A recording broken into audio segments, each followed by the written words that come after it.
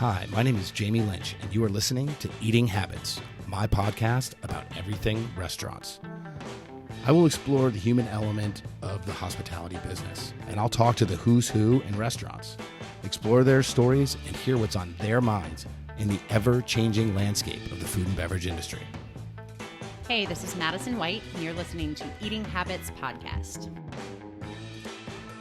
Super excited to have you here today. Finally, I wrangled you down. I know we tried a couple times, but thank you for meeting me here. Yeah. Okay, cool. So let's get started. First, I'd like for you to give us a little bit of insight into your background, where you came from, who you are. So I grew up in Long Island in New York, and I started college there. I went for about 2.5 years, and then decided I wanted to move to the West Coast. So I What'd went you out study? to fashion design. Go figure. Nice. All right. So I went out to LA from there, and I spent about 10 years in LA and then 2 years in San Diego. We moved back here. My husband and I were starting a business, so we moved back here closer to family, help us with the kids and stuff. And then I actually started at Five Church in the very beginning as a server. Five Church Charleston. Five Church Charleston, Yeah. yep. It was a friend of mine had worked for the company and got me hooked up with the job here, and my boxes weren't even unpacked before I had an interview. Oh, wow. Yeah. We got you right off the boat. Right off the boat. We just grabbed Right you, off the boat. put you to work. Exactly. I love it. Exactly. So then I served for about 1.5 years and then had a conversation about moving into management. And I started as AGM at Five Church Charleston, then went to GM of Tempest, and then Director of Ops for a short time, and then VP of Operations. And that's where I land today. And so that's a pretty aggressive move through positions. Wait, how long was that? Like 4.5 4.5 years, something yeah. like that? Yeah. That's pretty quick to be moving through. What was that like? Like, what was that experience like for you professionally?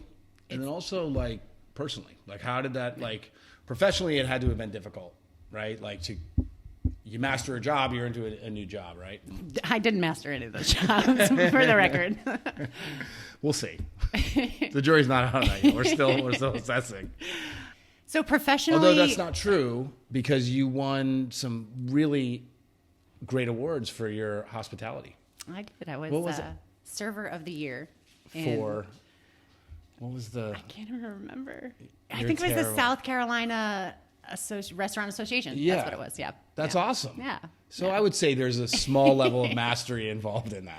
I had been working in restaurants since I was 14. Okay. And it was never my main focus, but it always was in my life on and off in some capacity. So As a server?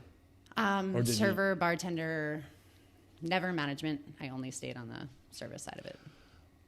What led you to work in restaurants in your youth? So I was 14 years old, and my parents instilled work ethic in us very young. We all had jobs. My brother had a lawn mowing business, and he was making all this money. And so I went to a pizzeria and applied for the job, and I actually got it. And I worked there for about a month, and then some kid at school was jealous of me. So he told his dad, who told the owner that I was only 14 and it wasn't legal to work. So this, like my boss, my first job, I'm 14 years old, sits me down, and he's like, "Did you lie about your age?" It was horrifying. But he ended up keeping me because he said I was a good worker, and I worked there for. He said, "We're just gonna white this out on your." It's New York; things are different there. Yeah. That's funny. And then I ended up working there for like 3.5 years, all through high school. Awesome. And your folks encourage this? Yes, very That's much. amazing. Yes. My son's 7, and I already want him to get a job. Yeah. Well, I started bringing Max to work with me when he was 3, I think. Yep. Yeah, and he was not happy about it. It is the best thing. My entire family has really insane work ethic, and it's because of the way my parents raised me. And also, we didn't have a ton of money, so Yeah. if we wanted things, we had to work for them. I think my folks were similar to that. They had like if we wanted to have a car or go to the movies, do all that crap when I was a teenager, like we had to, like they weren't springing for all that stuff. Right. That's an interesting topic, and I think we should talk about that because I have noticed a pretty severe shift in the work ethic in the current generations that we're dealing with and managing these days. How important do you think that work ethic was for you to get where you are now? And how do you think the generations after you and me that are now coming up through the ranks, how would you gauge their work ethic? I think it's changed a lot because so many things have gone digital. So it's a different kind of work ethic now. I think it's a different kind of workforce almost. When I was younger, it was you're working in restaurants and you can't go out and be a content creator and make millions of dollars sitting in your bedroom at 16 years old. You just couldn't do that. So you went out and you worked. I think that when I was growing up, I grew up around a lot of kids that had money. So I kind of look at them, and comparatively now, my work ethic definitely stems from the way I was raised, 100%.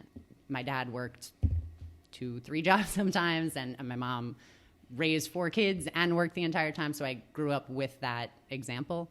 And then I also started working young because had to and wanted to. Yeah. I wanted to. That's interesting. I have thought about it, but you mentioning about the content creators and the kind of the digital workforce, is that the future? I think so. I mean, I'm a big advocate. How's that going to affect hospitality? Hospitality is not going anywhere. People are always going to want that connection. People are always going to want that live in-person experience. Is not going anywhere. It might evolve in different ways. I think fast casual will have a lot more automation. But a sit-down experience, you can't recreate what is created in a restaurant. Mm-hmm. I mean, virtually, I guess you could, but but it's never going to be the same. Do you think there's going to be robots doing our jobs? No. You don't? No, I really don't. So I'm aware of a device, a kitchen robot that has been put out. I can't remember the company. I don't know the details on it, but it is a salad chef. And this robot can be programmed. Have you heard about this? Well, I saw a pizza one, but go ahead. Okay, so this robot can be programmed with a multitude of different recipes or salads. And I guess it has like some hoppers or something like that where you put you load the ingredients into it. And then basically it just receives an order from like a POS system and tosses the salad, spits it out, boom, off you go. I do think there's a difference between our jobs. So you're a chef and I'm front of house. Mm-hmm. So I don't think my job is going anywhere. Your job maybe, but I think there will be there's always going to be someone having to create the recipes behind. So the creative aspect of it will always be there. Right. I don't think that's the worst thing in the world to have some kind of automation in the kitchen to make things easier and it allows chefs to focus on the things that are the most inspiring and the most creative, that part of the job too. So I wouldn't be opposed to that. I think as far as front of house goes though, that interaction with a server, with a bartender, I've always said I want to go to a place where they know my name. I don't drink coffee, so I don't go to coffee shops. They don't know my name, but I want to have, and I don't really drink all that much. So I want to have a bar or a local watering hole where I walk in and they know my name. And that's what I love about Tempest, especially is we get to do that with a guest. And that's part of the experience. You can't put a robot waitress coming over and taking the order because it takes away from the experience. 100%. I agree. I think you could. True. I think and I think they will. Yes. But I do agree with you that, I mean, at least from my perspective, what we do, and I'd like to hear from you, but like it is about the connection. It's about the hospitality doesn't come from a machine. It comes from somebody else catering to someone else's needs or desires to make them feel better or make them feel good or something like that. And that connection, I think, is the important part of what restaurants do for me. Yeah. Right? That's like what's important about restaurants for me. But I think as far as like the prep, there's some things that you can take off. I still want you to cook the chicken or the steak, but, but maybe cutting the tomatoes. Robots don't have finesse. Right. They do not have finesse. Right. There really is something to cooking with love. Right. There is absolutely something to that. Mm-hmm. And I also, for me, I like restaurants where everything, so this is something I struggle with all the time and I think about a lot, is the consistency factor, right? I think it's one of the biggest issues that restaurants deal with. How do you give a consistent product, whether it's service, food, ambiance, whatever? There is something to be said, though, about a restaurant that can be consistently good or excellent without having to be robotic, right? Without having to have dishes be exactly the same every time. Right.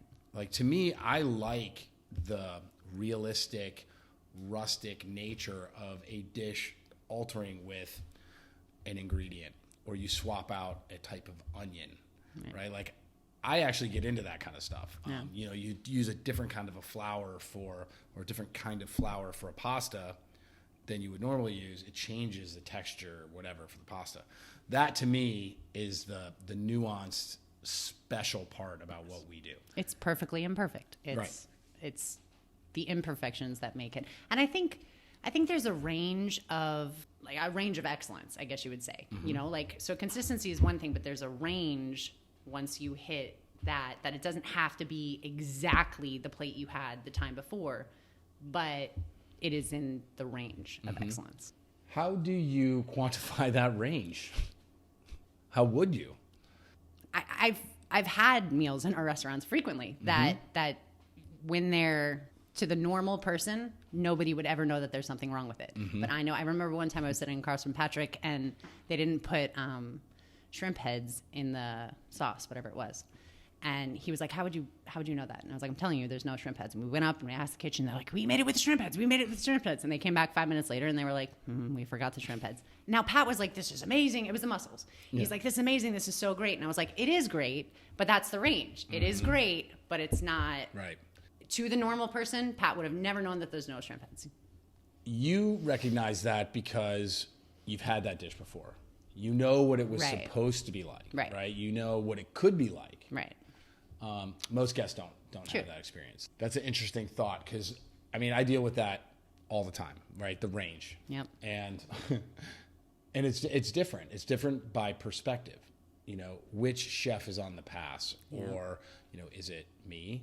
Is it Chef Adam, who's our culinary director? He is an excellent chef with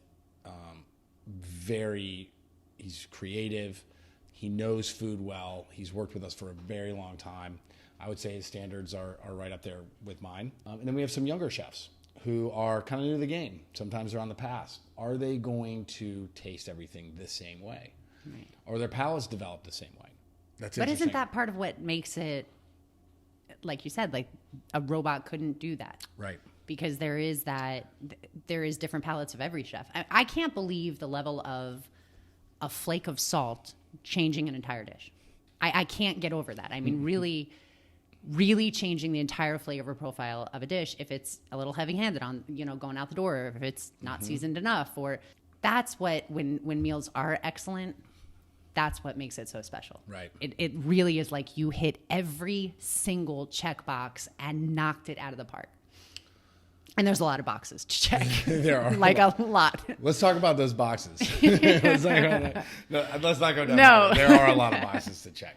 Well, and the thing about it, all of that, you're absolutely right. And that resonates with me big time. That's something that I'm always after, right? Like that's the pursuit of that perfect bite, for people, and delivering that to them.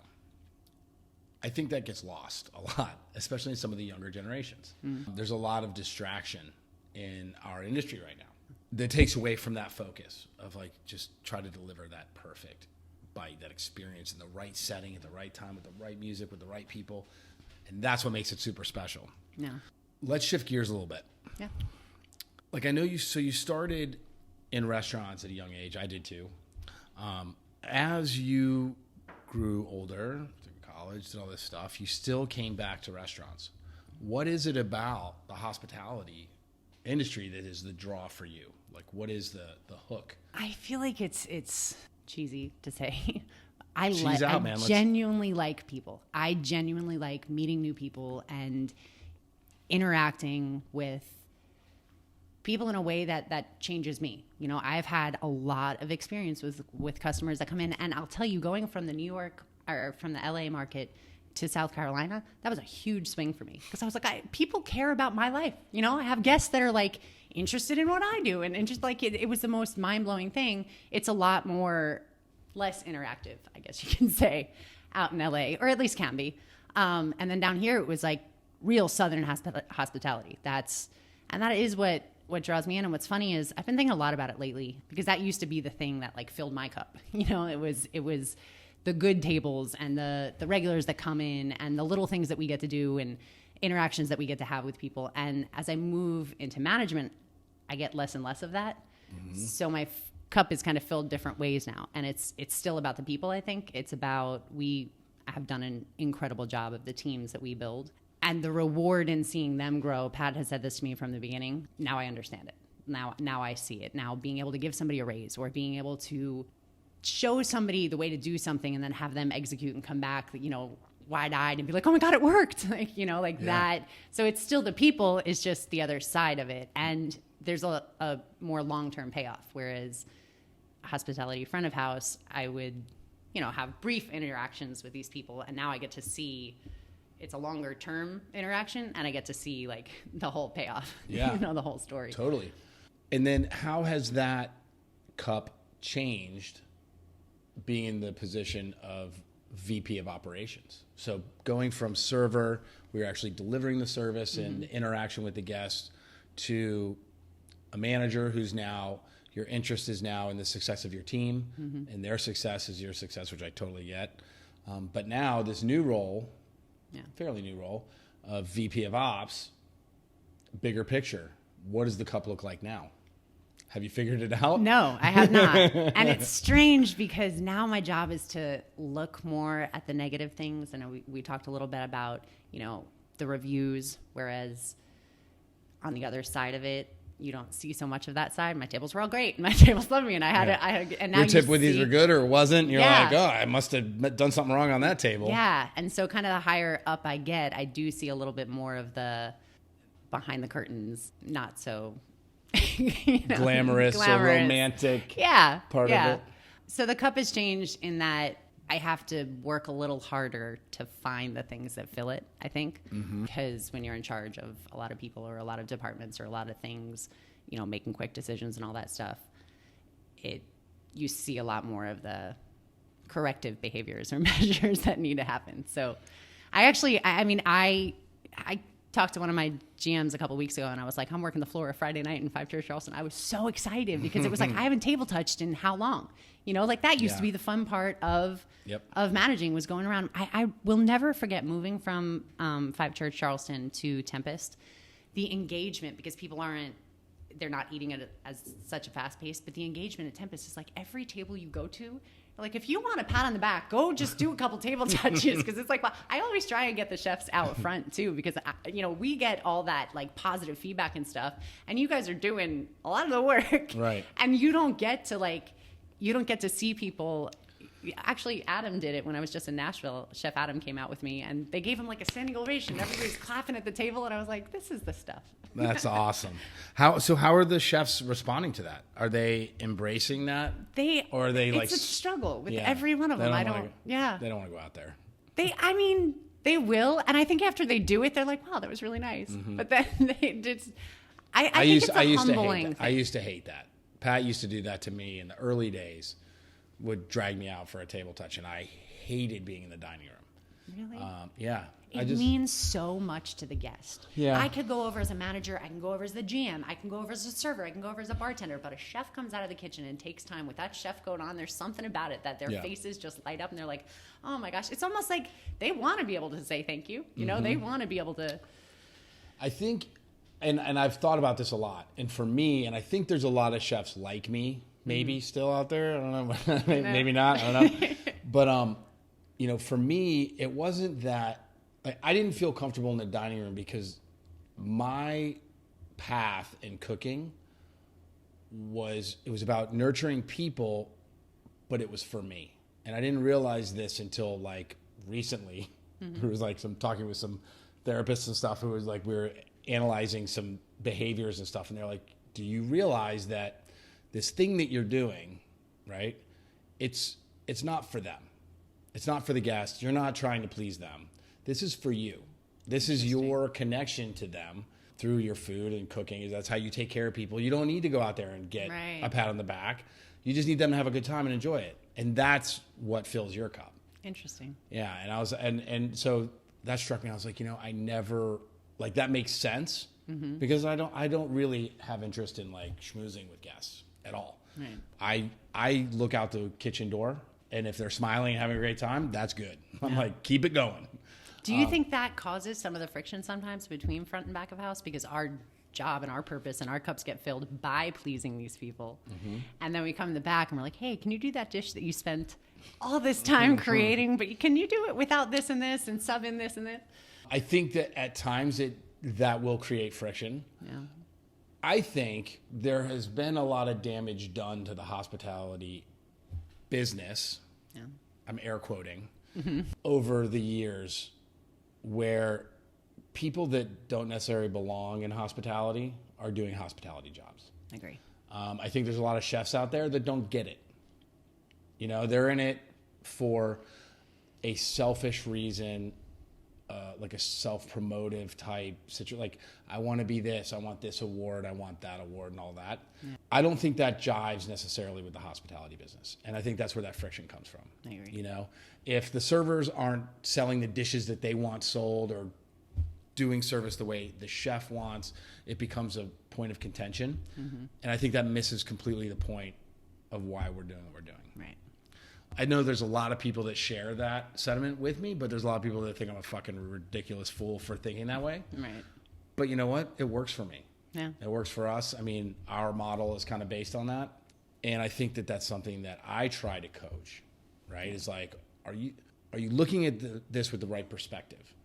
Right. You know, if a guest wants a grilled cheese sandwich, make them a grilled cheese sandwich. Make it the best grilled cheese sandwich they've ever had. But then, like, where is your boundary for that, too? Because sometimes I love to bend over backwards for people. If we can get them a pedicab at the end of their meal just to top it off and, like, really blow their minds, then I would love to do that. But so then, you tell me, what would it be? I can tell you what mine is, but I want to hear from you where's your line?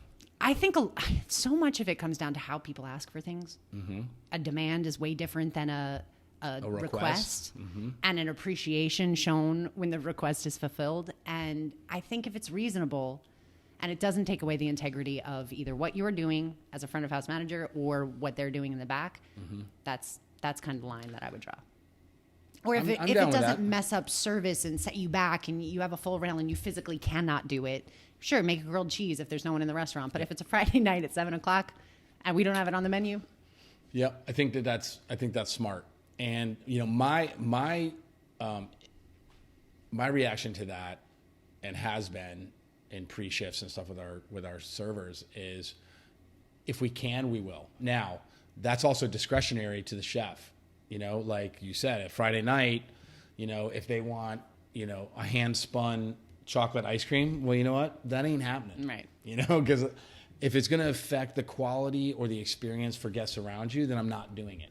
I don't care how much you're willing to pay for it. It doesn't matter to me. It's not about that, because we have other guests who are relying on us to deliver an excellent experience. So, but if we can, we will. Yeah. And that's always been my motto in the kitchen. And I'll still curse about it too, like every single time. I'll call myself out on that. You know, server comes back, hey, you know, we got a couple kids, they want a grilled cheese. I'm like, God damn it. You know, but you'll do it. Yeah, but I'll do it, and I'll make it the best fucking grilled cheese sandwich I've ever had. And I've had some people. I did a tomato soup and grilled cheese sandwich for a kid who, it was a daughter of a friend chef of mine. Mm-hmm. So it was a chef buddy who was in having dinner with her family, and this is what the kid wanted. So I was like, all right, fine, you know, I'll do it. So I whipped up this, you know, tomato soup and grilled cheese, like in the middle of service. And it was pretty good. Right. It was like, you know, one for you, one for me kind of thing. And I've heard about that years later. Wow. We've gotten up and like chatted about stuff. And she's like, you know, my daughter still talks about this damn thing. And I'm like, that's what it's about. That's why I do. Chills. That's exactly what it's about. Right? Yes. Because that young lady is going to remember that. And that's now the bar for grilled cheese sandwiches and tomato soup. Yes. So good luck, everybody. Get your recipes out. That's funny. Yeah, that's interesting. I think also that might be related to the contention between the back and the front of the house, right? Is I will do almost anything for an appreciative guest. Somebody who's really just like taking it all in, right? People that are, you know, pretentious or negative or snotty, I'm like, I've got no time for that at all. And I'll give you the quickest no. But I think that there might be a delivery system between the servers and the chef sometimes where the chefs maybe interpret that servers are just trying to get a tip, right? Yeah. We'll do whatever. Like, they're just trying to make money. And I think that is offensive to chefs, because like traditionally they haven't made a whole lot of money. Line cooks don't make a lot of whole money. Right. But I do think that Tip the Kitchen has changed a lot of that. Yep. I do. So you brought it up. You brought it up. Talk about it. I think that Tip the Kitchen has changed, not just making the back of house have a livable wage, but the way in which they cook and the care. Like you said, they don't do it for the pats on the back, and they don't get to see the thanks, to their face. So I think it does go a long way for what they're doing it for. And not that I'm saying that everybody's working for money, but it does help. And I think it makes them take a little extra care, because when you do that, make that grilled cheese and that tomato soup that they're going to remember for, forever, I guarantee you adding $100 on the tip line for that chef that went out of his way to make that thing, it means something to the chef. So they put a little extra on top. Totally. I think. Are you seeing that in your interactions with the back of the house employees in the different restaurants? I will never forget the dishwasher that said, I was talking to him about it, and he said, "I've never washed dishes so fast in my life." And I mean it. Like, it was adorable, and he meant it. And But how clean were they? I mean, I don't know, but they were fast. They were fast. They were all clean. I hope he was getting all the stuff off them. I think I definitely see it throughout the kitchens, especially since it's not. That's what people say. They're like, just charge more for the food and this and that, and it's missing the point of everything. It's the most annoying argument that I think that people give is just charge more for the food, because there's so much. It's not just a line on a receipt. Those are the same people that are going to complain about how much we're charging for the steak. Yes, of course. Right? Of so course that we can are. pay people more. Right. They don't understand. But if you add an extra $3 to their paychecks, that is not going to add up to what we're making in voluntary gratuity. Right. And I think that's the key word, is gratuity, right? Yeah. Like, they're receiving this cash incentive out of gratitude. Yes. Out of thanks. And Not I think, obligation. and that's why it matters. I mean, that's the difference. That's a better dollar, right, than the one that just comes preloaded into your hourly wage. And this is said all the time. There are people that can do it, and they will. They have. There's proof of it. And then there's people that just can't. Mm-hmm. But they shouldn't not be able to eat at our restaurants because they can't pay for that extra $8 on every steak or whatever's going to make it equivalent to what we are bringing in a gratuity. So you mentioned that it's making a difference, and I want to explore that a little bit, because it sparked a thought that I had when you said that. That it's not about the money, but the money helps. And that got me thinking about, so why is everybody doing what they do, right? Like, you're a people person. You do it because you want to positively impact people through the experience. I think that the Tip the Kitchen thing and addressing kind of the disparity between the front and the back of the house, because servers make good money. I mean, they just do. If the server for our companies tell you that they don't, they're lying. Yeah. They're lying. I mean, I've served since I was 14. I've never not made good money doing it. There's a reason that I always went back to it. For the time required to do the jobs that they do. And the commitment, And the commitment that they have, and the responsibilities that they have. Yep. That equation equals very good pay. Way more than back of the house employees traditionally make. Right. Now, Tip the Kitchen has completely leveled that playing field. I don't know that most of our staff makes what some of our better front of the house servers make. Right. Some of the really successful ones that are like kind of like lifers, really take hospitality serious. Yeah. They do very, very well. But it definitely has evened the playing field. And I think the important thing, and this speaks to why people do what they do, or why they keep their jobs, or why they, is that sense of security, right? That stability of knowing that you don't have to stress about the rent or the paycheck or the whatever, the financial stuff. People will always stress about that. It's like built into our society. Right. But it takes the sting off it a little bit when you know that that you've got finances to do that. And I've seen that. It's so funny because my husband's a musician. I'm going to call myself a writer, but I love writing. If I had another career, it would be doing that.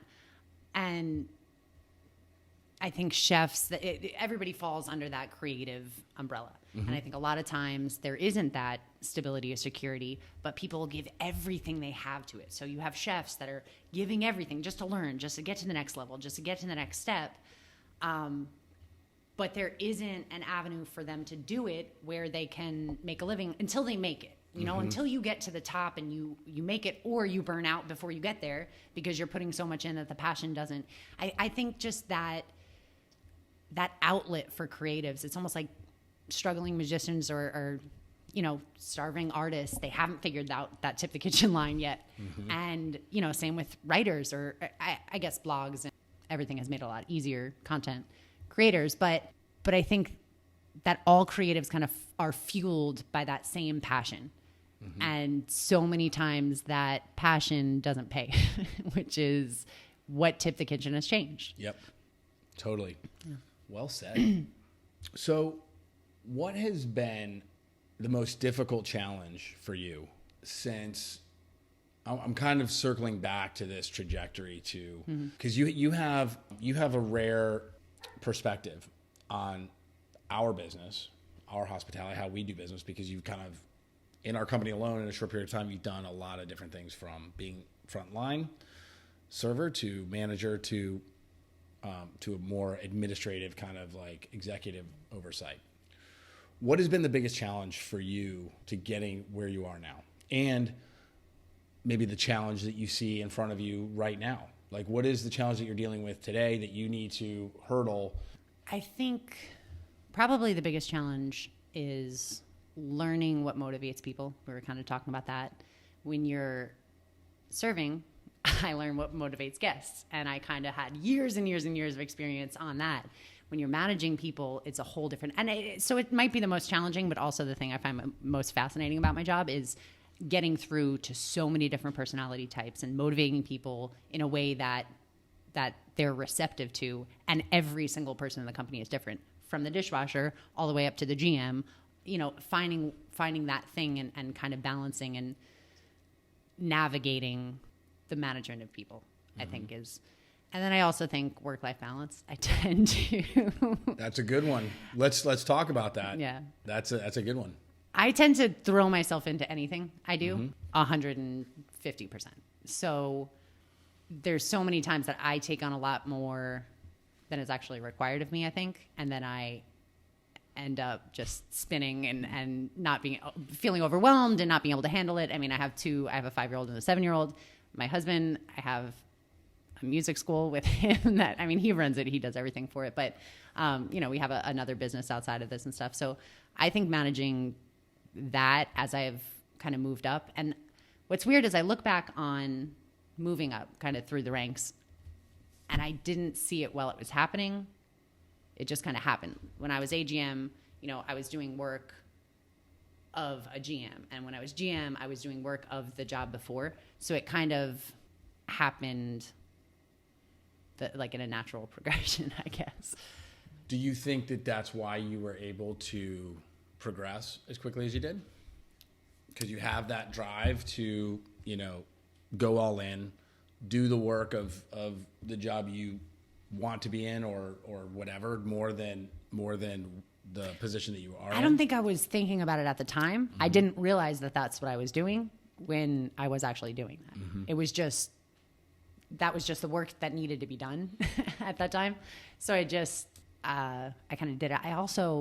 I love learning. And so it didn't matter that I was out of balance in my work life situation. Sure. Because I was consuming so much every day, whether it was challenging or not, and it was challenging.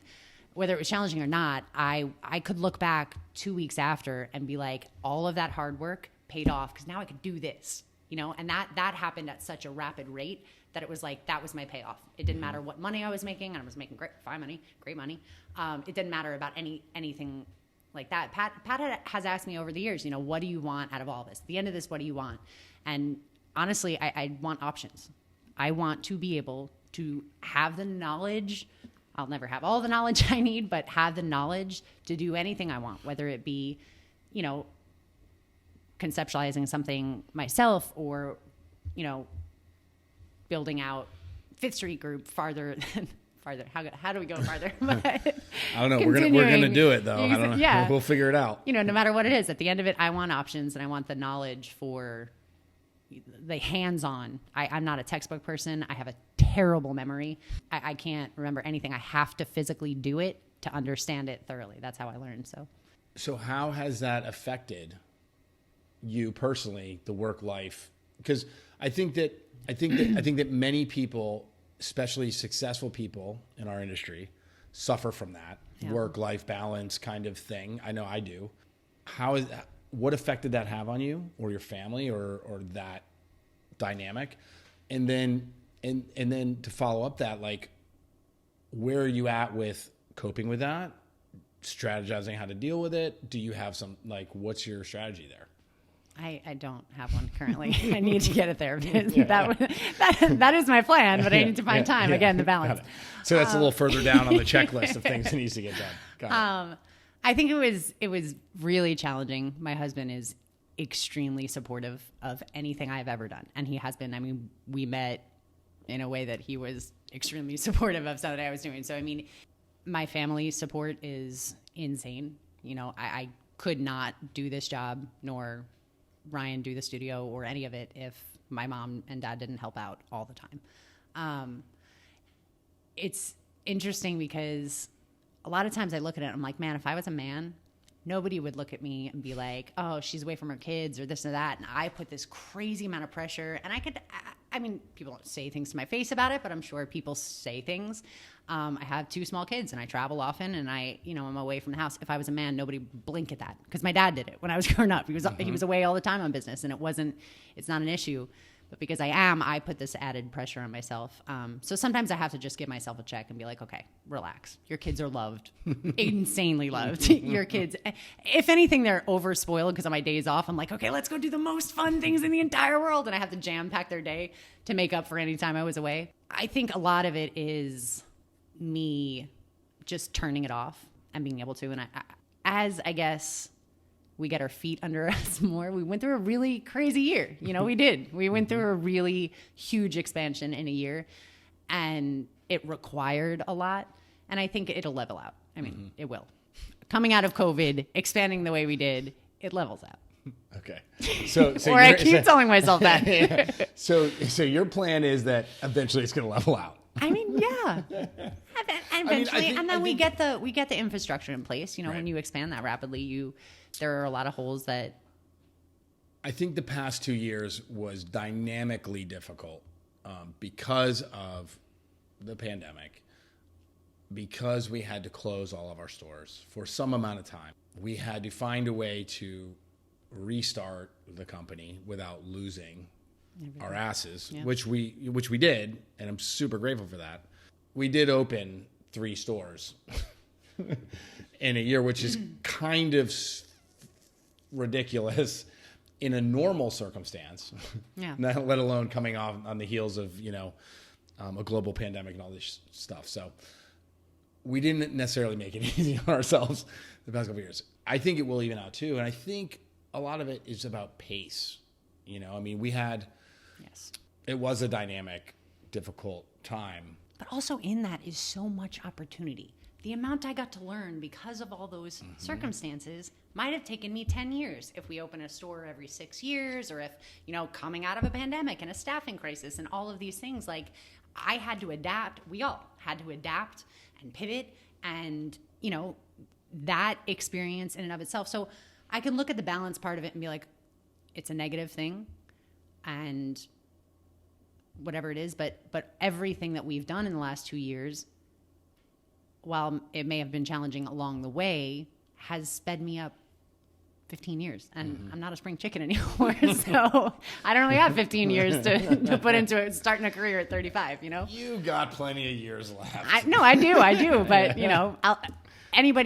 I think it's changing now generationally. People are starting careers later. But, I mean, my friends and everything went to college and got a big gig job, and that was it. And I didn't really start that until 36 years old.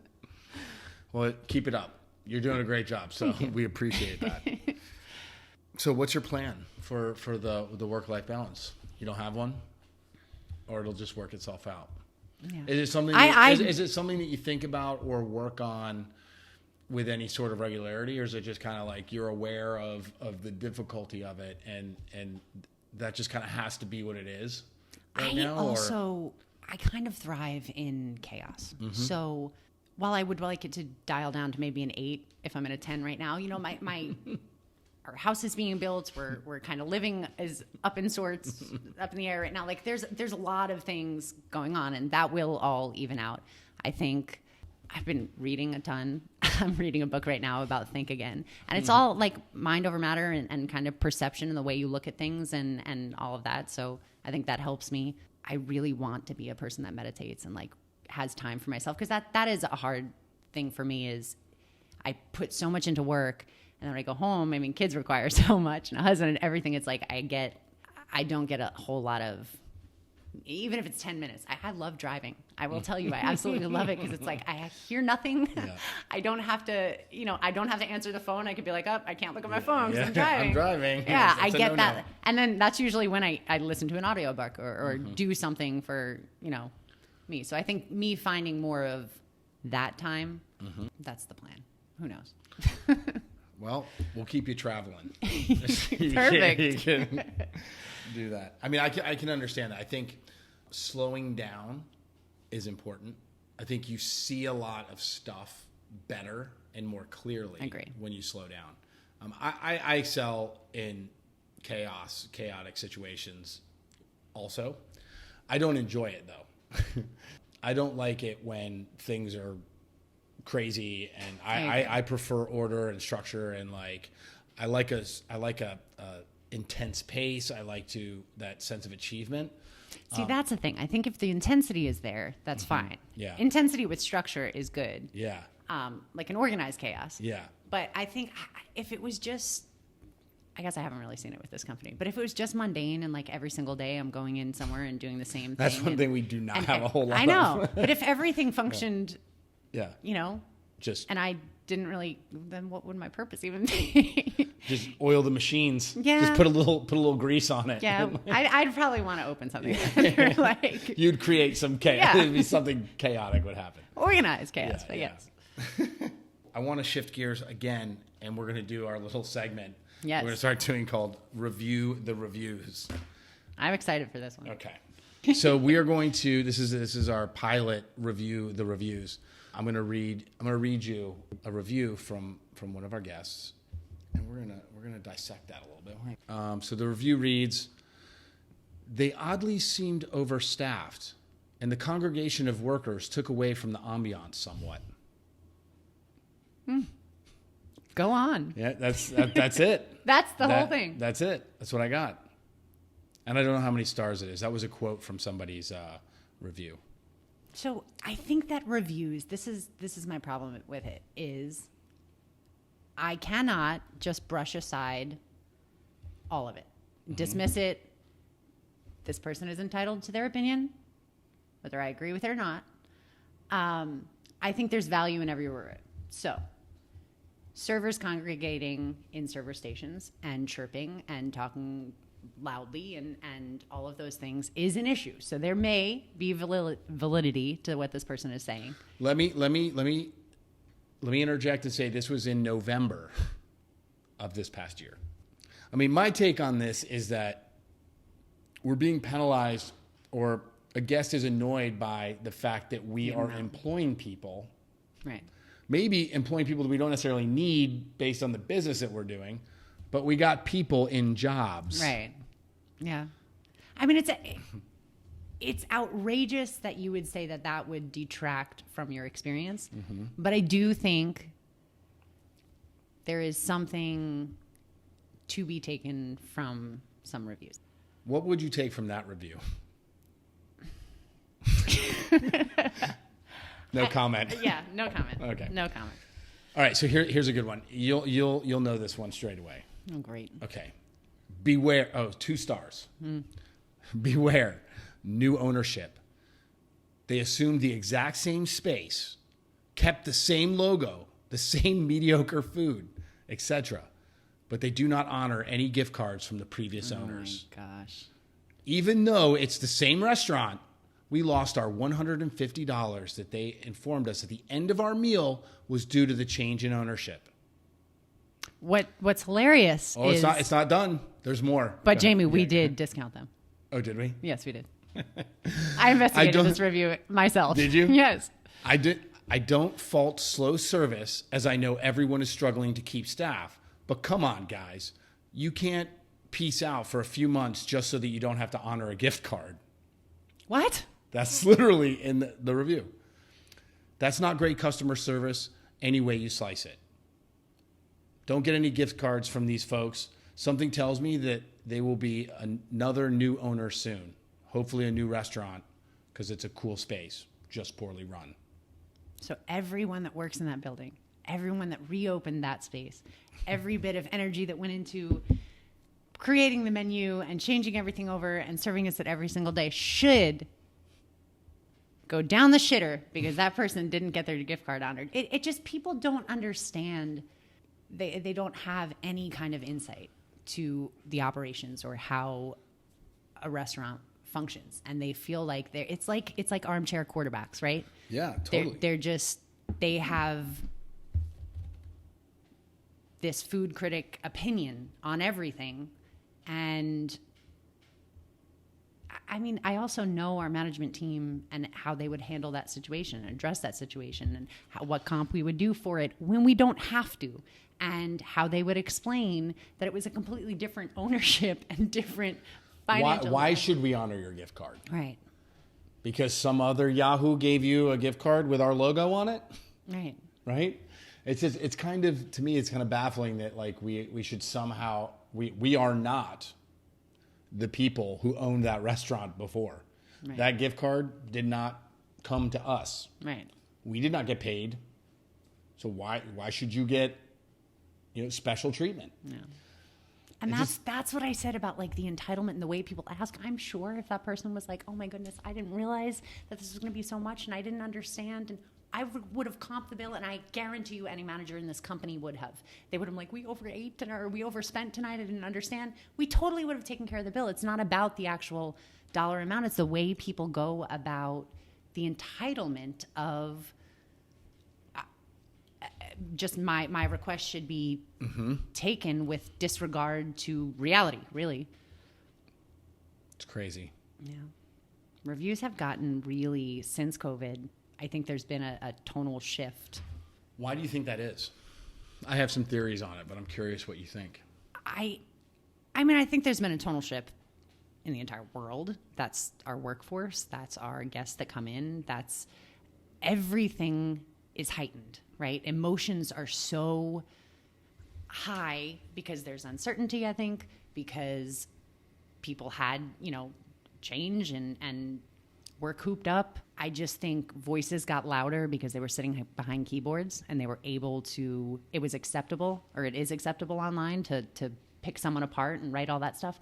All of these reviews, I've had situations where I've dealt with a customer and then I read what they wrote about the review and I'm like, you weren't that person when you were in front of my face. Like this person, like I know that we discounted that bill for their gift card. And I'm sure they're one person in front of the manager and then they're another person online when they're writing their review. So yeah, it seems like the reviews have become like retaliatory. Like they're retaliating against their perception of something instead of just like being a human about it, right?